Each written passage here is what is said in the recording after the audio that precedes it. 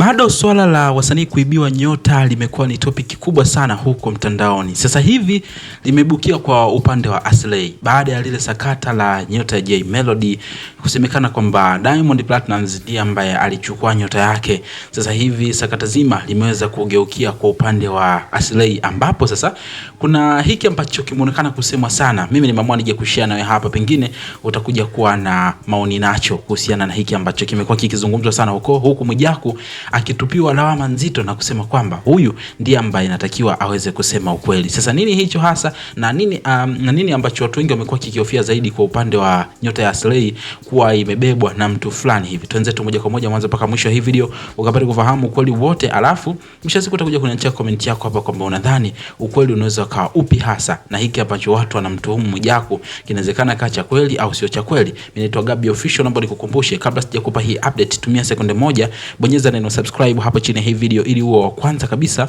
kupata updates kwenye video zijazo. Lakini baada ya hapo like video, kisha kwenye sehemu ya comment utakuja kuniachia maoni yako kutokana na kile ambacho utakuwa umeweza kukisikiliza kwenye hii video. Kama kawaida, kama nilivyokuambia, naitwa Gabby Official. Sasa lilianza sakata la nyota Jay Melody kuweza kuchukuliwa. Of course tunafahamu watu wakaja kusema kwamba Diamond Platnumz ndiye ambaye aliweza kubeba hii nyota ya Jay Melody. Kulikuwa kuna uthibitisho wa moja kwa moja ambao watu wenyewe walikuwa wana claim ama wanaamini kwamba ile ndio ilikuwa njia ambayo Diamond Platnumz alitumia kuichukua nyota ya Jay Melody. Sasa awamu hii bwana, watu wakasema kwamba mnaosema Jay Melody alichukuliwa nyota na Diamond Platnumz, tunafahamu kwamba Aslay pia alikuwa ni mmoja wa wasanii ambao walikuwa moto sana, lakini wakaja wakazima ghafla katika wakati ambao watu mpaka wakabaki na mshangao kwamba ilikuwaje.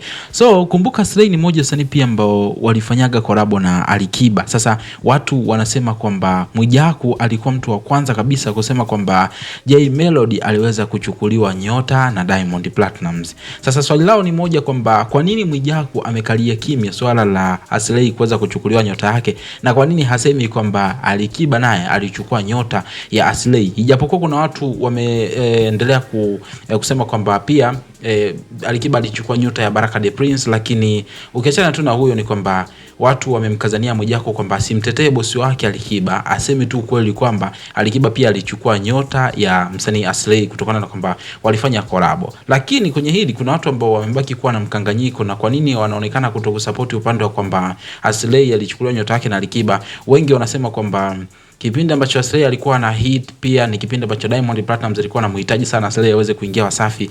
Kwa hiyo inawezekana kwa asilimia kubwa yeye mwenyewe Diamond Platnumz akawa alihusika katika kuhakikisha kwamba anachukua nyota yake kutokana na kwamba Aslay alikataa kujiunga na Wasafi label. Sasa mambo yamekuwa ni mengi sana, lakini wengi wanasema kwamba Mwijaku aje aseme ukweli, na kwenye hili kwa nini anaficha siri ya kwamba Alikiba ndiye ambaye alichukua nyota ya msanii Aslay. Mengi anasema, lakini kwa upande wako tuambie, comment yako ni ipi? Madai ya watu yako sahihi au unasimama upande upi hasa kuhusiana na sakata la Aslay nyota yake kuweza kuchukuliwa baada ya sakata la Jay Melody? Comment yako ikisika hapo chini, utakomentisha sana, lakini muhimu zaidi usisahau kusubscribe hapa kwa ajili ya kupata updates kwenye video zijazo.